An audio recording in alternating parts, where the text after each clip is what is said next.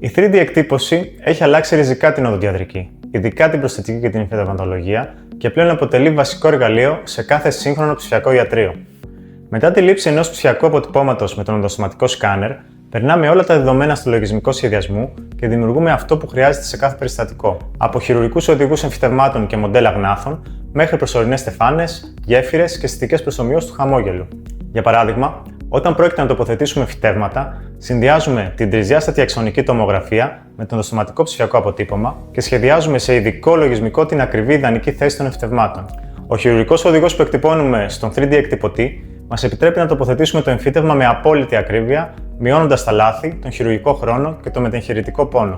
Στην πιο συνηθισμένη εφαρμογή των 3D εκτυπωτών, τα εκτυπωμένα μοντέλα των δοντιών και των γνάθων μας βοηθούν στον έλεγχο της σύγκλησης και στον σχεδιασμό προσθετικών εργασιών όπως όψεις, στεφάνες και γέφυρες. Επίσης, μπορούμε να φτιάξουμε μια δοκιμαστική εκδοχή του μελλοντικού χαμόγελου, η οποία εφαρμόζει πάνω στα υπάρχοντα δόντια χωρίς να τα πειράξει. Mock-up, όπως συνήθως το λέμε αυτό στα αγγλικά.